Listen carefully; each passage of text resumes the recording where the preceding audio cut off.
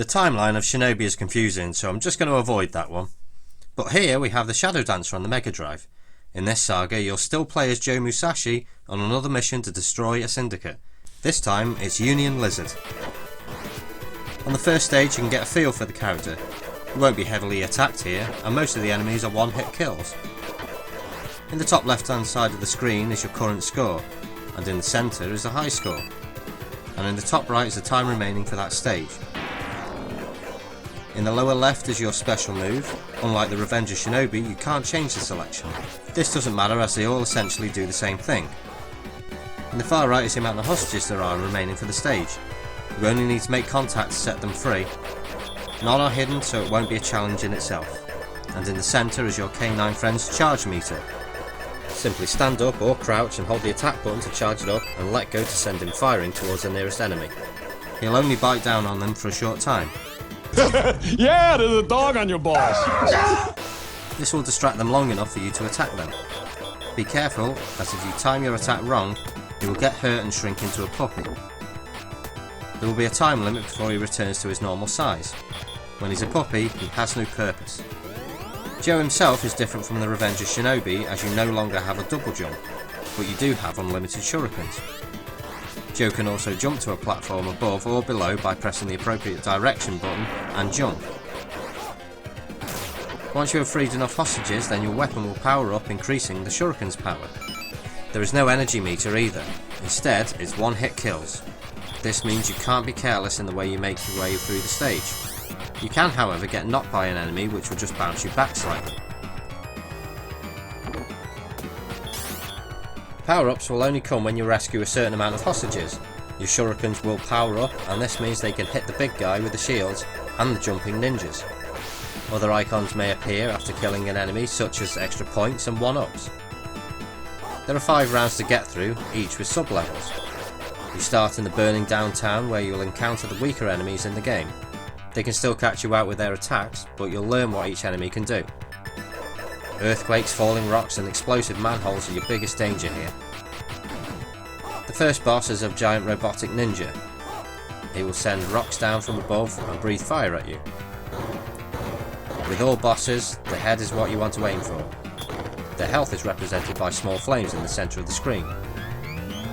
Once you've completed a round, it's time to go to the bonus stage. Here Joe will fall between 2 buildings whilst ninjas jump from the bottom. There are 50 ninjas in total and they won't hurt you, but you must try to hit every one of them. It's easier just to stay on one side and mash the B button. Get all 50 and you'll be awarded with 3 extra lives.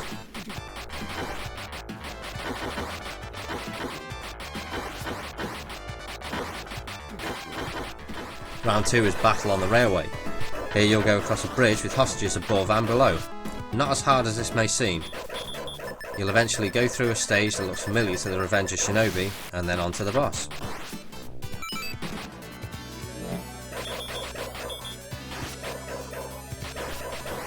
The third round is a Statue of Liberty, where you'll start inside at the bottom.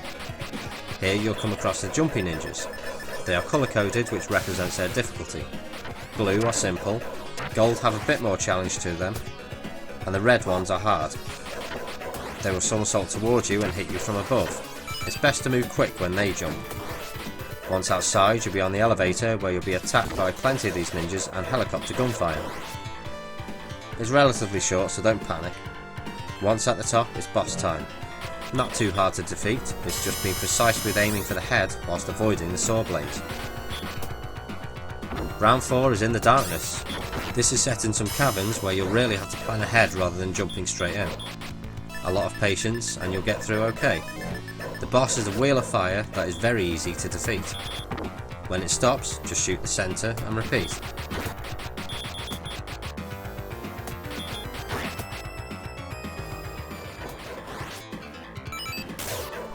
Round 5 is the Union Lizard. There are 5 rooms to get through and each one will have a particular enemy to defeat. They get tougher in each room as you progress.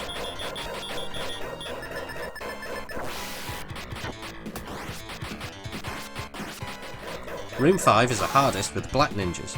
They will attack from above and roll into you. Once finished, it's on to the final room. You won't immediately fight the boss, instead you'll have a lot of black ninjas to defeat.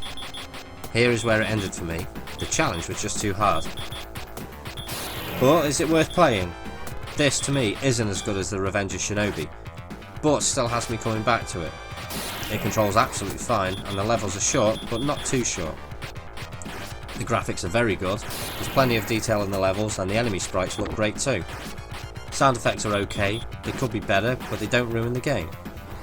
The difficulty, however, is average, but it seems hard because of the one-hit deaths.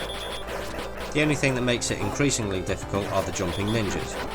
But apart from that, this is a great game. Not as good as the Revenge of Shinobi, but still worth owning.